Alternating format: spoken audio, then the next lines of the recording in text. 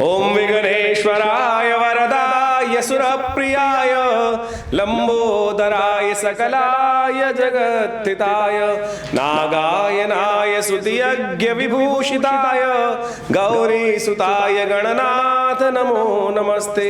या श्री स्वयं सुकृतिनां भवनेष्वलक्ष्मी पापात्मनां कृतिधियां हृदये सुबुद्धि श्रद्धा सदां कुलजना प्रभवस्य लज्जा ताम त्वाम नतास्म परिपालय देव विश्वम। नमस्कार, स्वागत है आपका आचार्य वाणी में। मैं आचार्य डॉक्टर विक्रमादित्य आपके साथ हूँ और आज का विषय हमारा है मेष राशि वालों के लिए 26 तारीख का दिन बुधवार का दिन है। पंचमी तिथि इस दिन विद्यमान है और सुबह सुबह रात्रि में करीब 1:42 पर चंद्रमा भी प्रवेश करके कुंभ राशि में आ रहे हैं, जो शनि के साथ बहुत सुंदर योग बनाते दिखाई दे रहे हैं। यह आपके लिए अच्छा योग बनता दिखाई दे रहा है, लाभ का योग बनता दिखाई दे रहा है।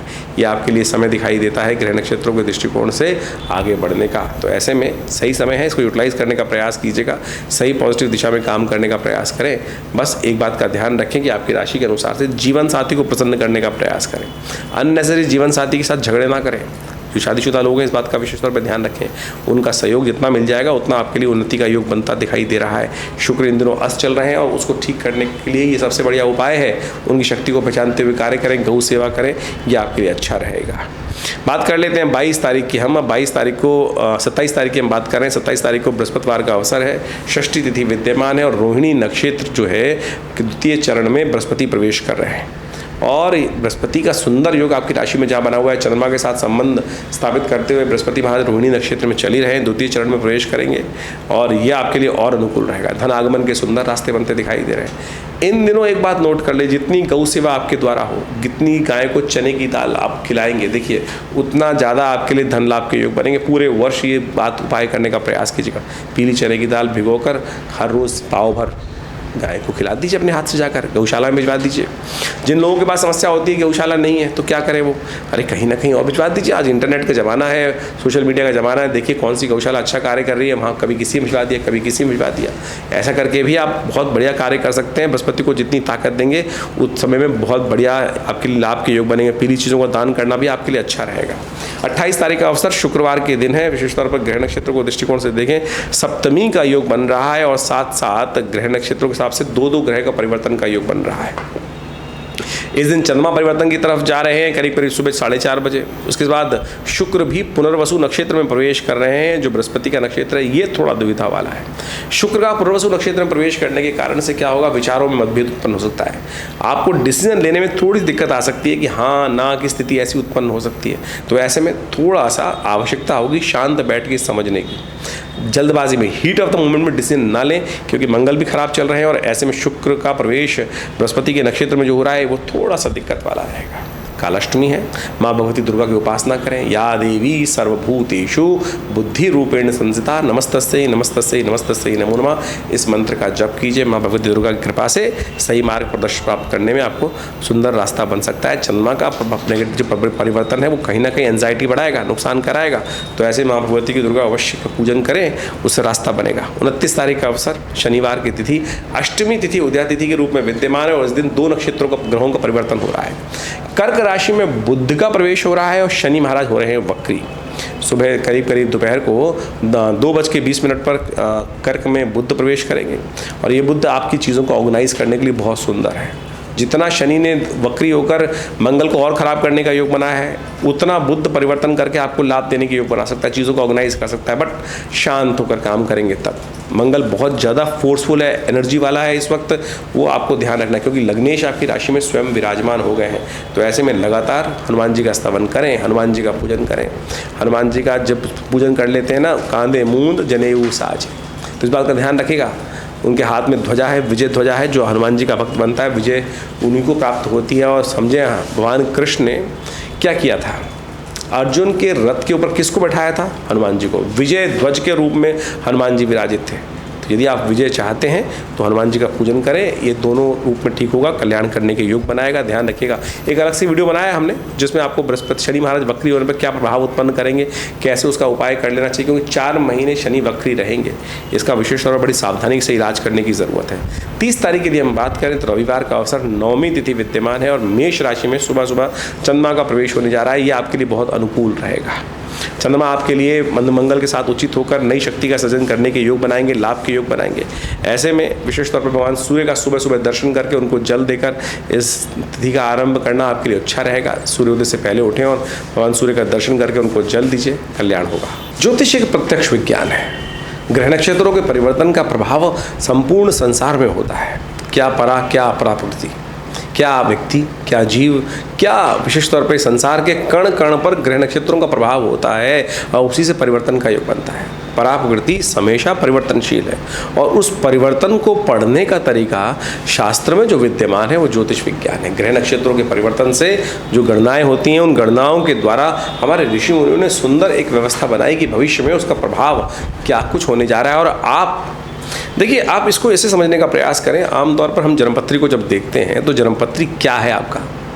जन्मपत्री जिस वक्त व्यक्ति का जन्म होता है उस वक्त एक ग्रह नक्षत्रों का खाका बनकर आता है कि आपने पूर्व जन्म में क्या क्या कर्म किए थे, उसके प्रभाव से व्यक्ति ने जिस समय पर जन्म लिया उस समय एक लेखा जोखा निकल कर आया कि ये कर्म के प्रभाव से आपको आने वाले समय में ये सब चीज़ें प्राप्त होने के योग हैं। और उस दिन से जब जन्म लिया तो यानी अब आप ये समझ लीजिए, जैसे आप एक इसको ऐसे समझें कि आप बैलेंस शीट बनाते हैं। सीए बैलेंस शीट बनाता है ना, 31 मार्च तक को ईयर एंडिंग में एक बैलेंस शीट बना दी गई और उससे क्या प्राप्त हो गया कि इस पूरे साल में क्या लेखा जोखा आया, क्या कमाई की, क्या लॉस हुआ और कितना अच्छा कार्य किया, आपके लिए सरप्लस कितना रहा, डेबिट कितना है, क्रेडिट कितना है, आपके खर्चे में क्या आगे आने वाले समय में क्या कुछ लेकर आ रहे हैं। तो वही प्रभाव है।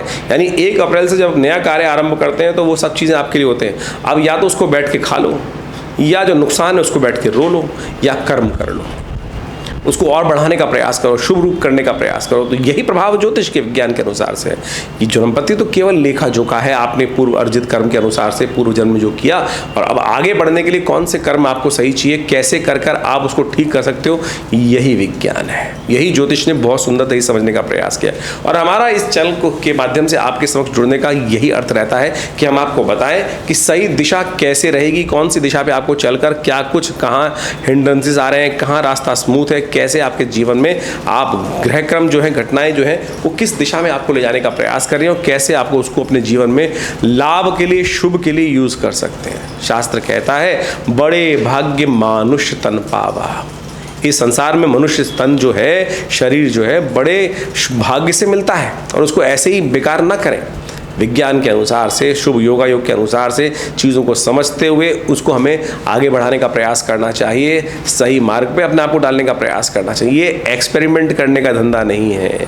आप हमारे ऋषि मुनियों ने बहुत अनुसंधान कर कर बहुत सुंदर तरीके से जीवन को चलाकर सुंदर व्यवस्था बनाने का, सुंदर जो व्यवस्था है अनादिकाल से व्यवस्था करने का प्रयास किया। आज हम मूढ़ हैं जो अपनी संस्कृति पर विश्वास नहीं करते। विश्व में बहुत सारे लोग आज हमारी संस्कृति पर, इस ज्योतिष विज्ञान पर विश्वास कर रहे हैं। हमारे पास बहुत विदेश से भी बहुत लोग आते हैं, जुड़ते हैं और जब ज्योतिष विज्ञान का चमत्कार उनके जीवन में वो समझ में आता है तो बहुत बढ़िया से उसको समझकर उसको जीवन में उतारने का प्रयास करते हैं। और आपके साथ बहुत सारे लोग कार्य कर रहे हैं, क्या वो आपके लिए अच्छे हैं? ये बात बहुत ज़रूरी है विचार करने की। देखिए, आपका अलग भाग्य नहीं बनता है। आपके आसपास जब आपका भाग्य जागता है तो यानी आपका धन लाभ हुआ तो सोचो उस वक्त कितने लोगों को लाभ होने के योग बनेंगे, वो आपके साथ जुड़े होंगे। और यदि आपका भाग्य खराब हो रहा है तो जो आपके साथ जुड़े हैं उन सबका भी कईयों का भाग्य खराब हो रहा हो। एक मंत्री बने व्यक्ति, आप ये समझें उनके साथ कितने लोग जुड़े हुए थे, कितने लोगों का उद्धार हो गया, कितने लोगों की और प्रोग्रेस हो गई, किन किन को कौन कौन सा उनके साथ से जुड़े हुए लोगों को क्या क्या प्राप्त हुआ, यानी उन सब के भाग्य ने भी जोर मारा। इसी प्रकार से हमें समझना चाहिए कि जो लोग हमारे साथ रह रहे हैं, हमारे साथ व्यवसाय कर रहे हैं, हमारे साथ काम धंधा कर रहे हैं, हमारे अनुचर हैं, क्या उनके भाग्य में कोई समय खराब तो नहीं। मैं आपको बहुत पुरानी घटना बताता हूँ। एक व्यक्ति था और एक लाला जी के पास काम करता था। ज्योतिषी जी महाराज गए और बोले महाराज इस व्यक्ति को हटा दो, इस व्यक्ति की आंखों में मुझे शनि दिखाई देता है। और लाला जी ने नहीं माना और वो व्यक्ति, उसकी शनि की महादशा या कुछ खराब योग रहा होगा और पूरा बिजनेस व्यवसाय उन सब को लेकर कई बार से वो नुकसान करा गया। तो ये चीज़ हमें समझनी चाहिए। ऐसा नहीं है कि आपका ही भाग्य केवल जोर मारा है, आपका भाग्य तो जोर मारा है, लेकिन आपके साथ साथ और भी बहुत सारे लोग, जब शुभ होने वाला होता है तो सारे लोग आपके साथ शुभ जुड़ जाते हैं। एक घटना और बताता हूँ आपको, बहुत पुरानी घटना है और ज्योतिष विज्ञान के माध्यम से इसको समझना चाहिए। एक ज्योतिषी जी एक बार रेल यात्रा कर रहे थे और रेल यात्रा में जैसे पंडित जी जब जाते हैं पुराने ज़माने में तो वो व्यवस्था होती थी कि क्लास में सब लोग जनरल बॉडी में एक साथ बैठे होते हैं जनरल बोगी के अंदर। तो पंडित जी को देख के एक व्यक्ति ने हाथ दिखाया पंडित जी ने हाथ देखा और अच्छे मर्मज्ञ थे, विशेष तौर पर पामिस्ट्री के। उन्होंने देखा व्यक्ति की मृत्यु आ रही है।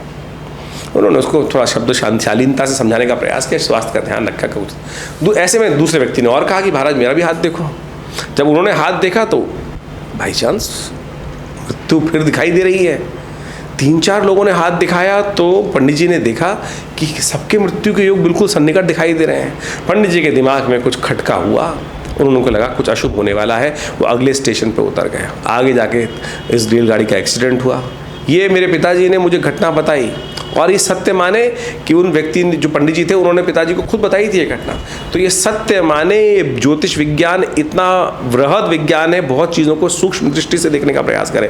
आपके साथ जो कार्य कर रहे हैं लोग, क्या उनका भाग्य साथ दे रहा है या वो आपके नुकसान करने के योग बना रहे हैं। देखिए, हम आगे बढ़ना चाहते हैं तो अपने साथ भाग्यशाली लोगों को रखने का प्रयास करें। तो ये भी हमको विचार करना चाहिए ज्योतिष विज्ञान के माध्यम से। तो ये सब चीज़ें ज्योतिष पर बहुत महत्वपूर्ण प्रभाव डालती हैं और इन सब चीज़ों को देखते हुए आपको आगे बढ़ने का प्रयास करना चाहिए। इन सब का सिद्धांत बड़ा चमत्कारिक है विज्ञान, ज्योतिष विज्ञान के माध्यम से। और ज्योतिष केवल ग्रह नक्षत्रों का हजारों प्रकार की विभिन्न, हनुमान ज्योतिष, रामचरितमानस ज्योतिष, केवल शारीरिक समुद्र शास्त्र विज्ञान, पामिस्ट्री, अंक विज्ञान, इतनी प्रकार की ज्योतिष की शाखाएं हैं। वो सब की सब अपने आप में चला, चाहे पराशर ऋषि, चाहे जैमिन ऋषि, इन सब ने अनेक अनेक सिद्धांत सुंदर तरीके से विकसित करने का प्रयास किया। रावण ने अलग प्रकार की ज्योतिष लिखी, अरुण संहिता का अलग प्रकार की ज्योतिष, लाल किताब एक अलग प्रकार का विज्ञान चलती है। इन सबको सम्मिलित कर हम उन सब उपायों को लेकर, उन सब विज्ञानों को लेकर आपके समक्ष इस चैनल को रखने का प्रयास करते हैं। और जो भी आपको बताते हैं समझा कीजिए, उससे कहीं ना कहीं आपके जीवन में बहुत सारे लक्ष्य को प्राप्त करने के लिए, सही मार्ग को प्राप्त करने के लिए, सही समय का सही चुनाव करने में आपको सहायता प्राप्त होगी।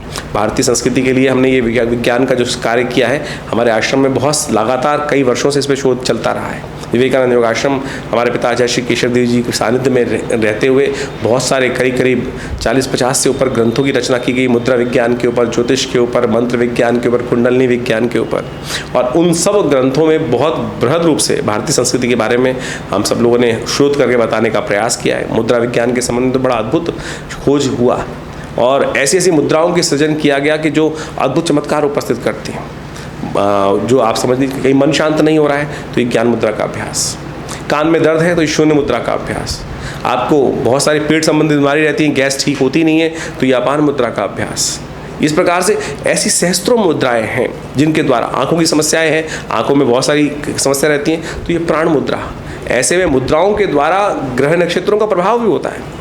ग्रह नक्षत्रों के प्रभाव को भी ठीक करने के लिए मुद्राओं को यूज़ कर सकते हैं। आपका बृहस्पति यदि ठीक नहीं चल रहा है, कमज़ोर है, तो उसके द्वारा ये मुद्रा, ज्ञान मुद्रा के द्वारा बृहस्पति की, ये बृहस्पति की उंगली है, इस मुद्रा का अभ्यास करके आप बहुत सुंदर तरीके से लाभ ले सकते हैं। नहीं आवश्यकता आपको नग पहनने की, नहीं आवश्यकता कोई और उपाय करने की, केवल इस स्विच को दबाकर आप बृहस्पति के पॉजिटिव इफेक्ट को ले सकते हैं। शनि यदि आपके जीवन में कष्ट दे रहा है, नेगेटिव प्रभाव उत्पन्न कर रहा है, तो पहली उंगली को, ये बीच वाली उंगली को, जो सबसे बड़ी उंगली है, मिडिल फिंगर को अंगूठे के बेस पे लगा देने से शनि के नेगेटिव प्रभाव को कम कर सकते हैं। ये अद्भुत देखा हुआ प्रयोग। ये दूसरी उंगली जो है वो शनि की उंगली मानी जाती है और शनि की उंगली को यदि अंगूठे के बेस पे लगा देंगे तो शनि का नेगेटिव प्रभाव कम करने के लिए अद्भुत योग बन सकता है। कीर्ति का योग बनना है। सूर्य कमजोर है व्यक्ति कुंडली में और सूर्य राजनीतिक क्षेत्र में आगे बढ़ने का प्रयास नहीं कर रहा है, तो अनामिका उंगली को अंगुष्ठ के अग्रभाग से लगा दे तो ये सूर्य के प्रभाव को बढ़ाने के लिए अद्भुत कार्य करती हैं। ये मुद्रा विज्ञान का चमत्कार है। तो ये सब शास्त्र में वर्णित है और हम अपने आश्रम के माध्यम से इन समस्त विज्ञानों को आपके समक्ष समय समय पर रखने का प्रयास करते हैं। समय समय बहुत सारे आध्यात्मिक कार्यक्रम भी विवेकानंद योग आश्रम में चलते रहते हैं। हर रोज़ करीब नित्य का प्रति 8 घंटे करीब यज्ञ रहता है। आप भी उन यज्ञों में सम्मिलित हो सकते हैं। हर रविवार को होने वाले इस यज्ञ में सादर तौर पे हम सबको सम्मिलित करते हैं। उस यज्ञ में सुबह 8 बजे से लेकर 10:30 बजे तक ये कार्यक्रम रहता है। बाकी विवेकानंद हॉस्पिटल योग प्राकृतिक चिकित्सा आयुर्वेद का एक बहुत बड़ा संस्थान है, भारत सरकार के साथ कार्य कर रहा है। पिछले करीब 30-35 सालों से ये संस्थान सुंदर तरीके से आयुर्विज्ञान के संबंध में, ज्योतिष विज्ञान, स्वास्थ्य विज्ञान के संबंध में अपना समस्त कार्य करने का प्रयास कर रहा है। तो और माँ भगवती दुर्गा का बहुत सुंदर शिव विग्रह यहाँ विराजमान है। उनके सानिध्य में बैठकर आप उनका दर्शन करें, यज्ञ करें। अभी विशेष तौर पर गुप्त नवरात्रि आरंभ हो रही है और ये बहुत अद्भुत योग रहेगा गुप्त नवरात्रि का। माँ भगवती दुर्गा के समक्ष अपनी गुप्त मनोकामनाओं को पूर्ति करने के लिए तंत्रोक्त दृष्टिकोण से गुप्त नवरात्रे जो आषाढ़ की शुक्ल पक्ष की प्रतिपदा से आरंभ होते हैं, ये बहुत अद्भुत माने जाते हैं। कहा जाता है कि इसमें माँ भगवती के सानिध्य में, जागृत शिव विग्रह के सानिध्य में जो बैठकर माँ भगवती दुर्गा सप्तशती का यज्ञ करते हैं, उनकी मनोकामना सिद्धि। आश्रम में हम लोगों ने इस बार विशेष तौर पर बड़ा यज्ञ रखने का प्रयास किया है, आप भी उसमें सम्मिलित हो सकते हैं। जो अभी आषाढ़ की शुक्ल पक्ष की प्रतिपदा से समय आरंभ हो रहा है, ऐसे में माँ भगवती का सुंदर शिव विग्रह का दर्शन करके, पूजा करके आप लाभ लेने का प्रयास कीजिए। बहुत सुंदर तरीके से आपकी मनोकामना सिद्धि का योग बनेगा और कल्याण के योग बनेंगे। 6 तारीख से ये सुंदर यज्ञ आरंभ होने जा रहा है 9 दिन के लिए। उसमें दुर्गा जी के विशिष्ट यज्ञ की सुंदर व्यवस्था रहेगी। आप सब लोग इसमें सम्मिलित होंगे तो आनंद रहेगा।